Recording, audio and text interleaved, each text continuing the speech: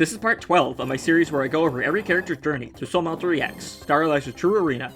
I cover the rules of the challenge and patterns of each boss in the intro video to the series to speed these videos up. I would recommend watching that video first to make sure you're up to speed. Thank you too, and I'm gonna try to go through this faster because there's just so many people now.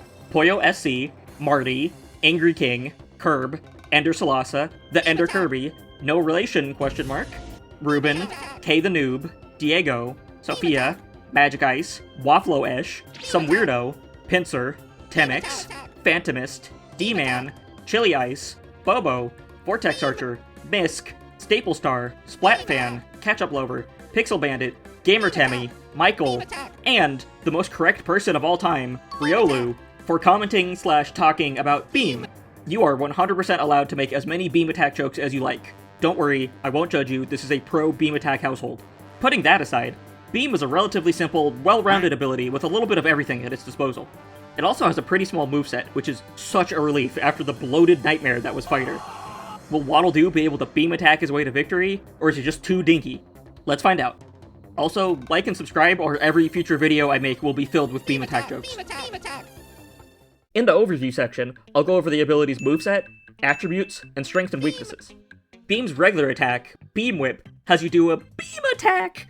Sorry, you know I had to do it at least once. Has you whip your Beam Whip in front of yourself, hitting from high to low. The range, damage, and frame data are all solid, and it goes high enough to hit floating bosses. However, it hits multiple times, and as a result, anything particularly high up will probably only get hit once and take almost no damage.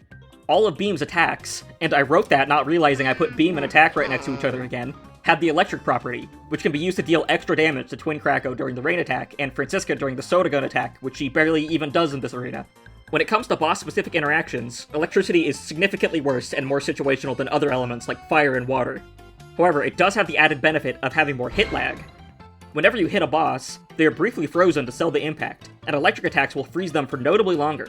This can let you attack a boss more times before they get to attack back or move away, giving abilities with lots of hit lag deceptively better damage than their raw numbers would imply. Beam not only gets to benefit from electricity, but most of its moves hit multiple times as well, turning it into an absolute hit lag machine that will stunlock any boss it can get its hands on in a manner most goofy.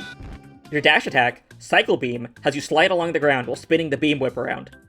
This move hits multiple times with great damage, and it gives you invincibility, as any great dash attack should.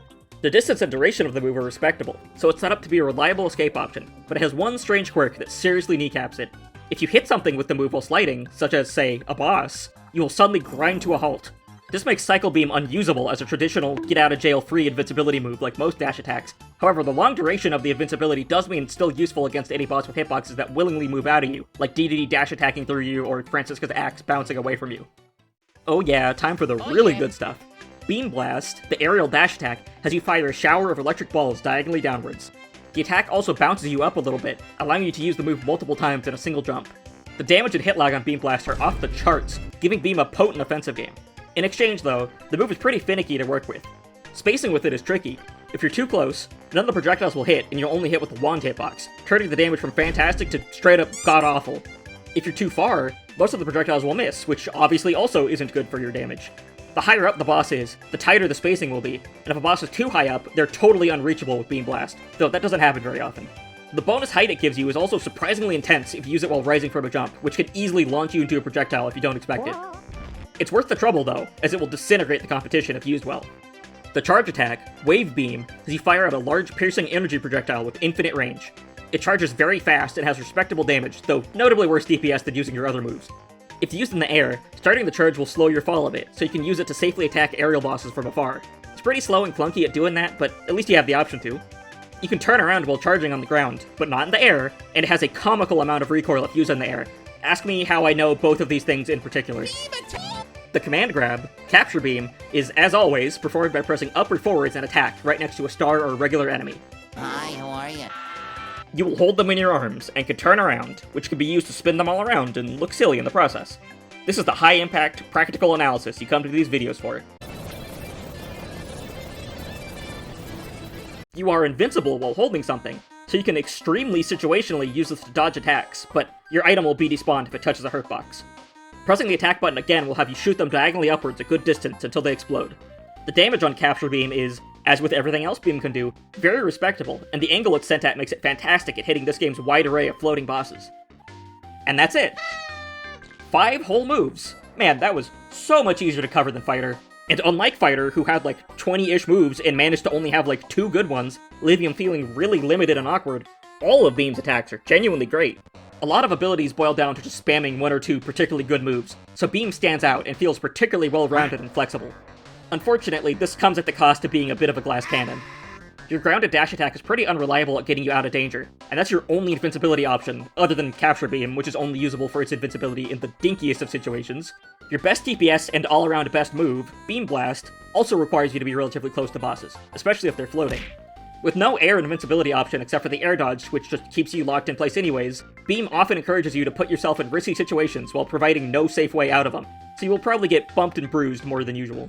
Thankfully, you do have the option to hang back and play safe with Wave Beam if you really need to, but Beam's optimal playstyle is surprisingly risky and difficult.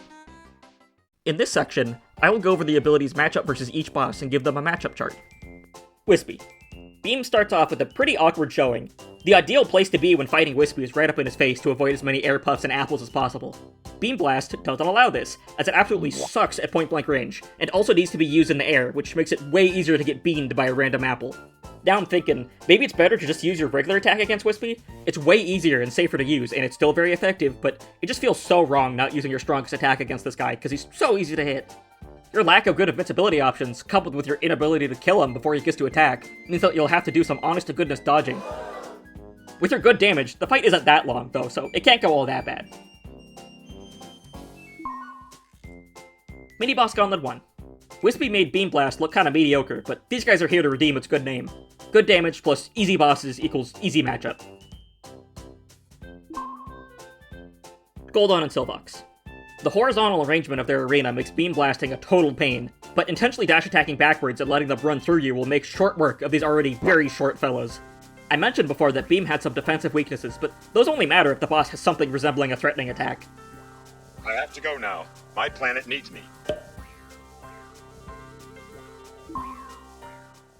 Krako. With electricity and command grabs, Twin Krako is totally free. As for Big Krako, your command grab gives you a very funny way of dealing with the Windy Lightning attack, and both your dash attack or Beam Blast are great options for punishing him whenever he decides to swoop. His large size and floatiness does make him risky and obnoxious to Beam Blast most of the time, but unlike some abilities like Fire that just suck and die if their only good move doesn't work, Beam's competent all-around moveset keeps us from being too big of a problem. Don't get too carried away with the Beam Blasting, otherwise you'll probably get bumped, but other than that, you should be fine.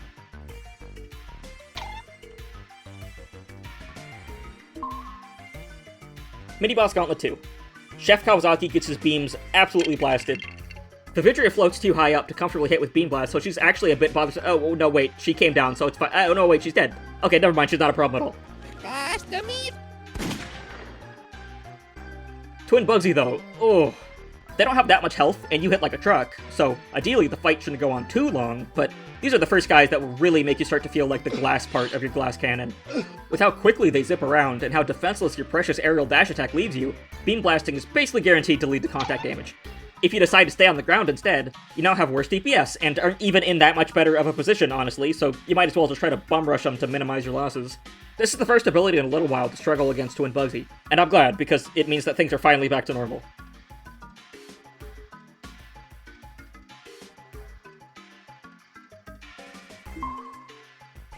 Francisca. Beam Blast and Dash Attack destroy her during her first attack.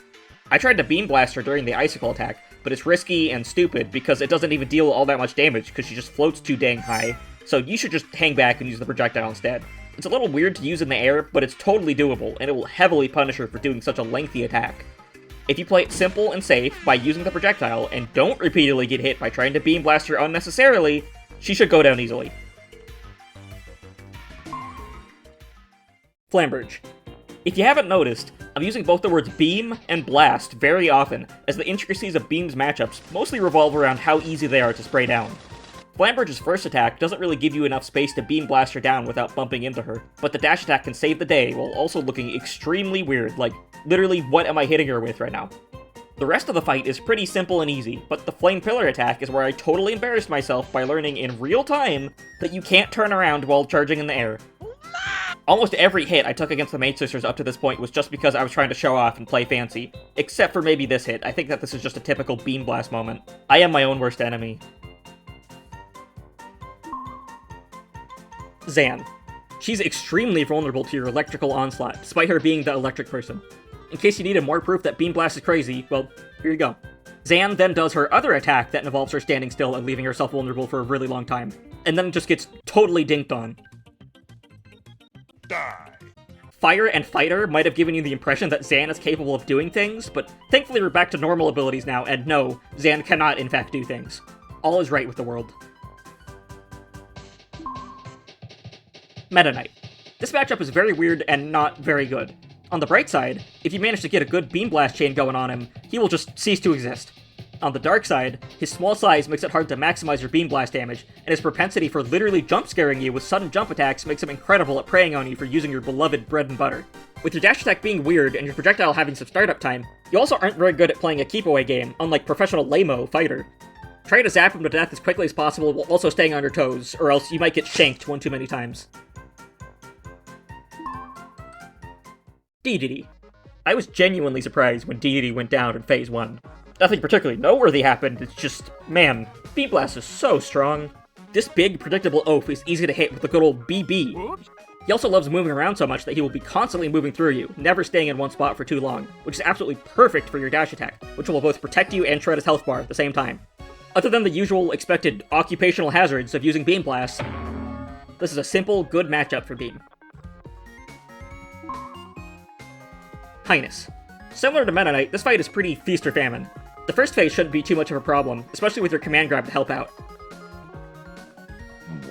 The second phase could easily get a bit dicey with your lacking defenses. With him moving and all the hitboxes flying around, properly spacing a Beam Blast chain could be tricky, but if you pull it off, he will quickly be forced to change phases, and then basically run out of threatening attacks. This isn't the most comfortable fight, but it could be so much worse. Maid Sisters. Your charge projectile is absolutely killer here, able to easily and safely hit multiple of them at once. They are also strangely, but very thankfully awful at hitting you if you're near the edge of the screen, so you get some good opportunities to double hit them with Beam Attack Blast, which just eats them alive. Good stuff all around. Morpho Knight. It will not surprise you to hear that Morpho Knight is harder Meta Knight, so a lot of the same problems come up again. Your Beam Blasts are still very powerful against him, though not quite as much as you'd like because of his notably higher health and notably the same size. And he also has the Meta Knight-ish tendency to suddenly jump up and challenge you in the air.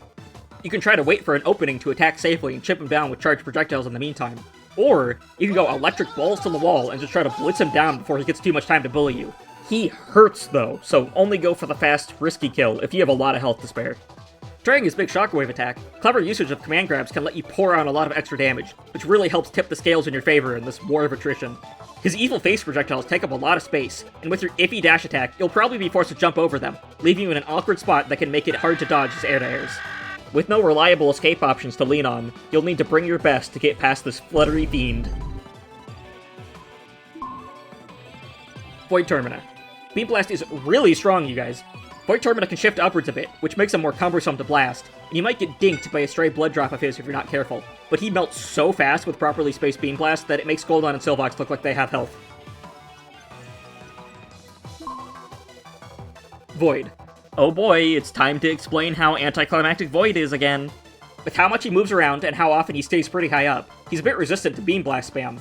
This could be a problem if it wasn't for the fact that, say it with me now, he has lots of damage resistance until the end of the fight, where he leaves himself open for a long time, so it doesn't actually matter. This is also a pretty late, but still fine enough, I guess, time to show off one last beam technique. You can intentionally take contact damage while beam blasting to get shoved upwards.